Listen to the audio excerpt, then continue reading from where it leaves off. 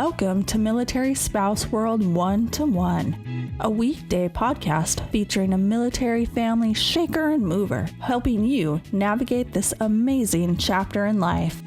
Here's your host, Dave Etter. On today's edition of Spouse World 1-to-1, we meet Dontaye Scott-Neal and have a candid discussion about infertility and adopting in the military world. Good morning, Dontaye. How are you? I'm great. How about you? Oh, I'm outstanding. It's so much fun being able to talk to all of these shakers and movers in the military spouse world. This is just a blessing for me to be able to do this stuff. Yeah, there's so many of us, so I hope you get to talk to everybody. I want every shaker and mover that's a military spouse to schedule an interview so that we can do one for everybody. And this is your day. This is your podcast where we get to find out about you. What is it that makes you a shaker and a mover? Because I see you won the Armed Forces Insurance Military Spouse of the Year for the installation Paris Islands for 2017. What put you head and shoulders above the other spouses that got nominated? I'm going to be very honest with you. Okay. I don't know who nominated me. You don't know who nominated? I know, but I know that what they said about me was great. I mean, the whole time I've been in Paris Island, I've been an advocate for adoption. Mm-hmm. My husband and I are one of the very many couples who have had to deal with infertility. Mm-hmm. We know through Tricare that they don't pay for infertility past a certain extent. So that's where adoption comes into play. So I'm assuming that's why I was nominated.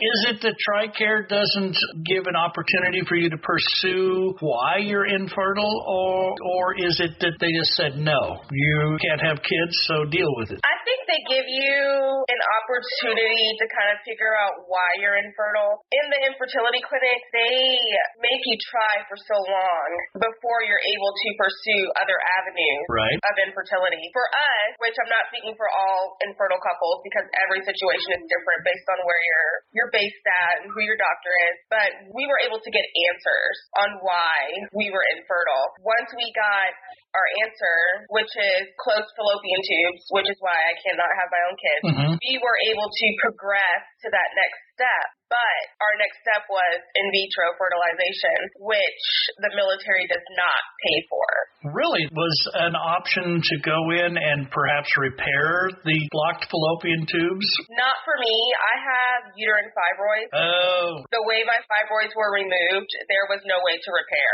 Roger. Gotcha. Well, on the flip side, there are tons and tons of kids out there that are eligible for adoption that need families to step up and to take them and give them a good nurturing home. And you and Ty are one of the lucky couples, right? Yes, very much so. We started our journey as soon as we got to Paris Island. No more waiting. We were like, it's time to have kids now. My husband is adopted. He spent many, many years in foster care. He was adopted when he was in high school. So it's always been something that he's wanted to do. Adoption has always been something that I wanted to do because I've met plenty of kids working through the foster care system that need homes. Very special children who don't understand why they are where they are. Yeah, it's not their fault. Correct. And the situations that they've been put through, a lot of them are just asking for people to open their homes, to give them a family, a place to sleep, their own room, food on the table all the time, just things like that. It's a very, very tough. Well, I have a question for you. Have you worked on trying to figure out and maybe standardize guidelines for other couples that might be looking into doing adoption? I know of a couple on the West Coast right now that are in the process of adopting twins. Oh, wow. They're a gay couple, and he's in the Navy, and they're adopting some twins. And so have you been able to get any pointers from other military spouses that have gone through, military families that have gone through adoption? I have, and right now, not a lot of people know, but I am writing a book for military spouses and for the military members themselves on steps for adoption, companies and places to look into that will help military couples with adoption. It's a step-by-step guide on paperwork, what we're asked for. Not a lot of people know, but adoption, even though it's a great thing because we're giving a child a home, it's a very uncomfortable situation. There is a lot of ins and outs. There's happiness, there's sadness. There are points in time when you're angry and you're upset because it's going slow. There are couples who wait years before they find a child. Every state probably has like 10,000 plus children who need homes. It didn't take us long because we searched for our own child, but there are couples out there where it takes years. What's the title of the book? The title is called Surviving Infertility Through Adoption. Nice. That title says it all. When will you be publishing this book? I have a few supplements from the book that will be out before the actual book is out. Mm-hmm. The actual final version of the book, I am hoping to have it out by November of 2017. Well, now you're going to have to. Exactly. It's now part of the permanent record. We're going to look forward to getting that out. Do you know how you plan to have this book released? I'm releasing it through Amazon first.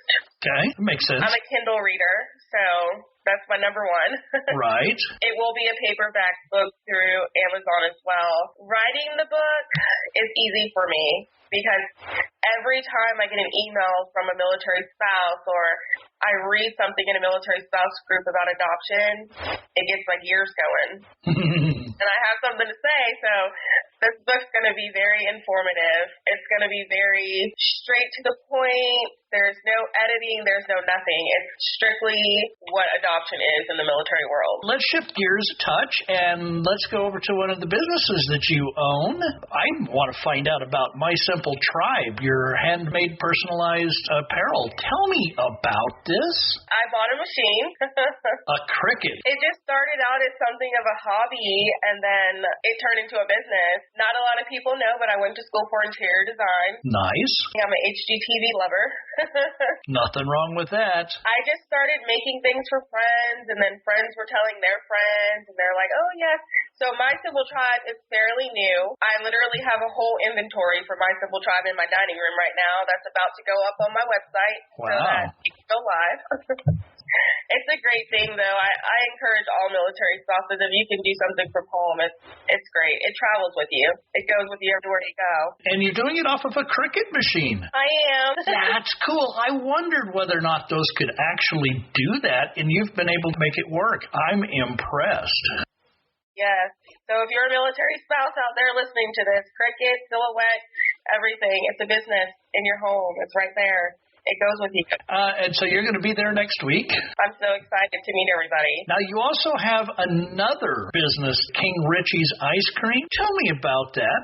I have been wanting to open an ice cream shop for years, probably since I graduated high school, which I won't tell you guys how many years ago that was. But we finally moved back to Camp Lejeune. I was raised here because my dad was Marine Corps. Uh-huh. My parents opened a convenience store about 4 years ago. Right. So when we moved back, I decided to open my ice cream shop in their convenience store. Oh, that's too cool. Yeah, so now it's right in the middle of a neighborhood. So we get a lot of the neighborhood kids there every day.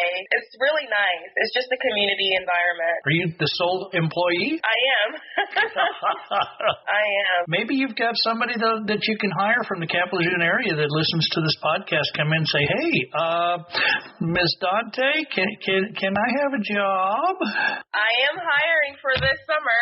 Okay, there you go. So you're downtown Jacksonville, North Carolina, huh? Yes, not really downtown. For anybody who's listening, I'm off of Western Extension in the Carolina Plantation neighborhood. Oh, you're on a corner, it looks like here, too. I am. That's perfect. We can come visit you then if we're in the Jacksonville, North Carolina area. Just come down and have some ice cream. You sure can. You'll get a warm welcome from my son, Richard. That's why it's called King Ritchie's Ice Cream. So he likes to tell everybody, welcome to King Ritchie. Is that him in the background saying, Mom, don't tell him my name? Yes. Ritchie, you're famous, dude. How old was Ritchie when you adopted him? He was 7. 7. Okay, so you're one of the brave souls that picked the kids that most people overlook. That is amazing. You are awesome. Thank you. Yes. When we first started out, we wanted a baby. We wanted a newborn. A lot of places, there's a waiting list, basically, for a newborn child because everybody wants a newborn. My husband and I decided, we were just like, we'll open our age range up, all ages, because everybody needs a home regardless of whether they're a newborn, 8 years old, just see what happens. Once we finished the process, we uploaded our family profile onto a website. On this particular website, you have to be an already home study approved family. Who? A home study approved family. So basically, while going through the adoption process, you have a social worker come out. They look at your home and talk to you, ask you questions about your past. They write up basically what is a review, what they think about your family. They write down everything that's happened in your past, where you work, how many kids are already in the home, pets, things like that. And they don't find that the military lifestyle of having to move every 2 years, 3 years, an issue? I think if you're in a military town, they don't. Ah, I see. I do have a friend that's in a state that's not a military town, but they're stationed there military-wise for recruiting duty. And I know there it's a little bit different for them because it's like military, oh, wow, you're going to move, you're going to leave soon. We want some of these kids to stay here in this state. We don't want them to leave. You want to make sure the kid's got a nurturing family that's truly interested in raising the child instead of maybe catching benefits from being foster care is one of those where you see a lot of people abusing it. Not so much with adoption, unless you're in the lemony snickets and then, bad juju. Right. Well, with adoption, once that child is adopted, they're your child forever. So you have to have the heart to do this. With stepchildren as kind of like a half adoption. I've got stepchildren and they're my kids, period. Right. I want to raise them because I think they're going to become awesome individuals. Right. Congratulations to you and Ty for stepping up and doing the amazing thing. Does Ritchie have any brothers or sisters you have with him? Doesn't at this time, no. Are you looking to pick one up? We are. Good for you. Well, Ed, I think we need to wrap up today's podcast. I want to thank you, Dontaye, for very, very much for agreeing to do this. I hope this is opening up some people's eyes. It opened up my eyes a little bit. I feel like I have improved my existence on this plane of Earth by knowing you. Oh, thank you so much. I'm excited that I got to do this. And if anybody has any questions, please feel free to reach out to me. And what's the easiest way to get a hold of you? Probably Facebook. If anybody wants to look me up, my name on Facebook is Dontaye Scott-Neal, Dontaye, S as in Sam, COTT-NEAL. Have a pleasant rest of the day, and again, thank you for being on Spouse World 1-to-1. Thank you. Bye-bye. Military Spouse World 1-to-1 is a BDE Productions podcast. The views and opinions of the host or any of the guests are not that of BDE Productions or sponsors. Be sure to like this episode and subscribe to Spouse World 1-to-1.